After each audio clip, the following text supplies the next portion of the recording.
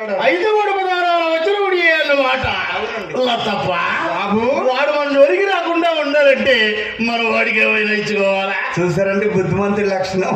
చక్కగా అడిగారండి. ఒక 10 రూపాయల డబ్బులు వాడు ముఖాన్ని వేశారంటే 10 మాసాల వరకు మీ జోలికి రాకుండా ఉంటాడండి. 10 రూపాయలు ఇచ్చుకుంటే 10 మాసాల వరకు ప్రమాదానికి వాయిదా వేసుకోవచ్చు అన్నమాట. అవును బాబు. 9 రూపాయలు ఇస్తే పుచ్చుకోవాలనుకోండి, అతనికి కిట్టదటండి బాబు. గమ్మత్తైన రౌడీ అన్నమాట. సర్లేండి, ఈ రౌడీ సంగతి ఒక కిరాయి రౌడీ తీసుకుంటాడు. వీడు వాడు కాదండి, మరెవరండి? రిక్షావాడు. రిక్షా వాడితో మీకు ఎందుకు బాబు గారు గొడవలు?